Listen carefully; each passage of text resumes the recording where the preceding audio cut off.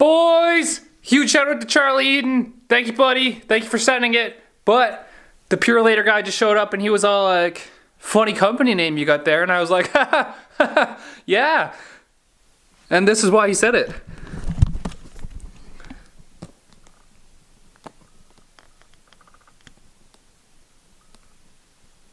Yeah, thanks, Charlie. Good one. Good joke. Too bad it's true.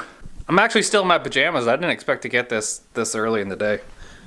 But I do have to give a huge shout out to Neil Richards at Horsepower Solutions, the owner and tuner of the Cream Dream, because he's the one who hooked me up with this.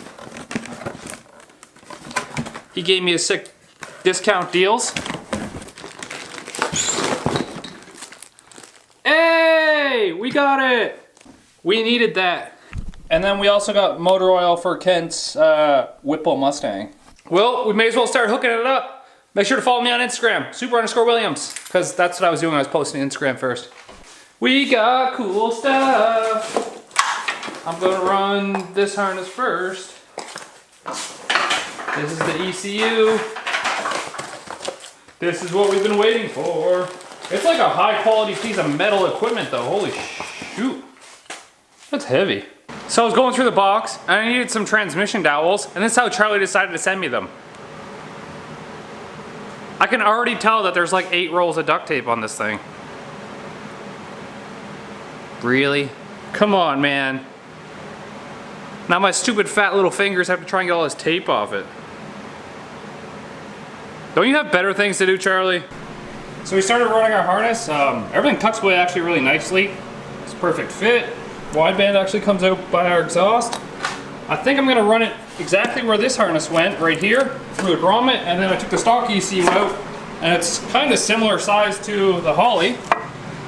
So maybe we can just replace the stock ECU with the Holly in the same spot. Working kind of perfect. I just cut that bish out, showed it who's boss. Bam. All that stuff that was tucked up in the fenders, gone. All I really needed was this grommet though, so I could run the new Holly through it. It's kind of aggressive, don't you think? That's how we do things. We just yank them out. Pull out game strong. I don't tell anybody, but when the camera's off, I have a rave party by myself. We're getting it all in here. It's all wired up and buttoned up through the firewall here. I'm gonna mount it in here afterwards. Right now it's just on the floor. And then we got Kent in here getting into that ignition switch, so we got a power source going over here. I'm a way better YouTube helper. Like, I look at other YouTubers and their helpers are all fucking gay and I knock them all out.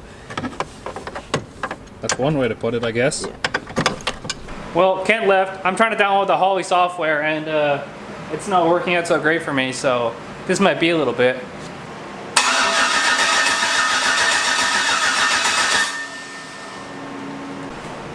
This might be a bad idea, but we're gonna give it a shot anyways.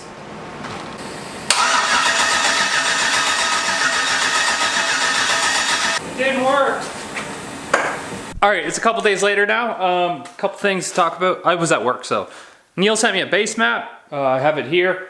One thing I didn't know with the Holly is that it won't actually start until you do a TPS learn, like where the 0 and the 100% throttle is. So that could have saved me a bunch of time and money if I switched to Geico. We're gonna play around with it again, and then we're gonna try and fire it up again. Nothing is permanently wired yet because I wanna make sure that it works. So like the fuel pump and the ECU and the starter are all manually controlled by me by connecting it to power, but. Okay, here goes nothing again. Well, here goes everything, because.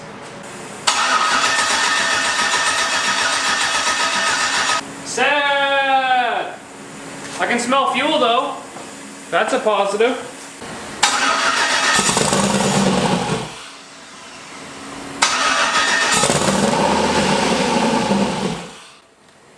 Why won't you stay running?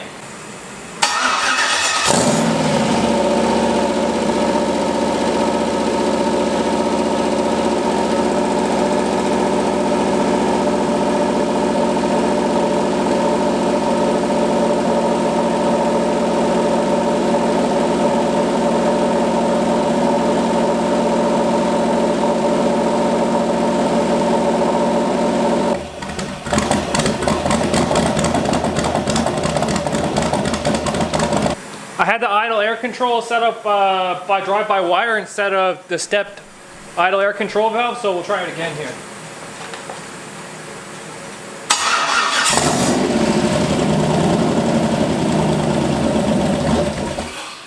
So I think I'm slowly getting it figured out here. My laptop died, I had to go get my charger. One thing that was different was our injectors are actually not trick flow injectors, they're actually the Siemens Deca 80-pound injectors or whatever. I looked up the part number. I should have done that earlier, but I didn't. So our like lag time values were different since it's using like speed density. What else? I'm figuring out things slowly, making it run a little bit better every time. I was just working on the idle parameters when I think you better not be doing Windows updates. Not right now, buddy.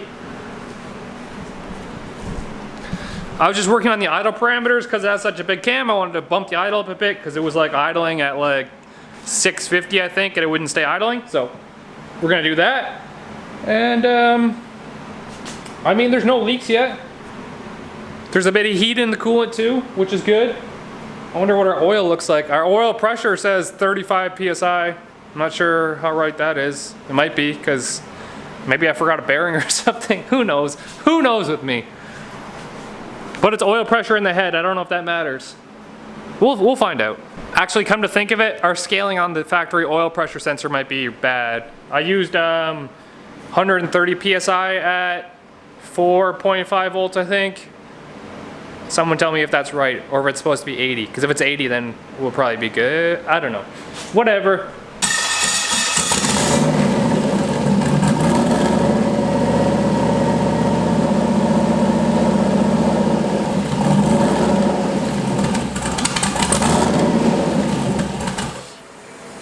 I'm so stupid. Okay, so what I'm gonna do now is I'm gonna take my throttle body off because this adjustment screw is stuck. So I'll take this off. I just dumped a piece of tape under here, but I don't think it's enough. The blades open too much are better than the blades open not enough. So currently we just tapped it for a M6 bolt. It's a bit longer than our other one and we have a bit more adjustment, so we're gonna use that instead. We'll put this back on. Need to go get my laptop again now. So the goal is to get it to idle by itself. That way we don't have to like play with the throttle and I can just start adjusting the fuel map to see if we can get it to idle smoothly. Okay, we got our TPS auto set to start anyways.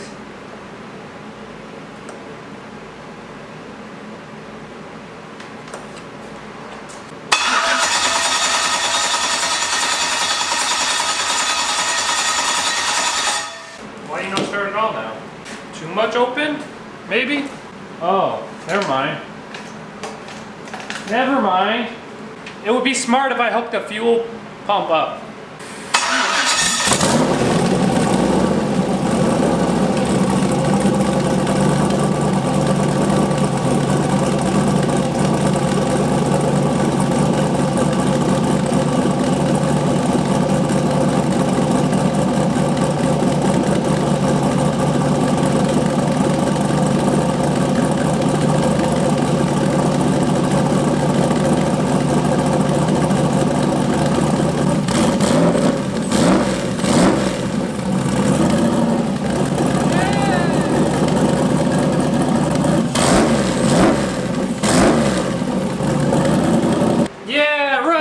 The reason I shut it down is because our coolant temperature sensor is reading like 220 degrees and our coolant hose is cold, so our radiator must be low.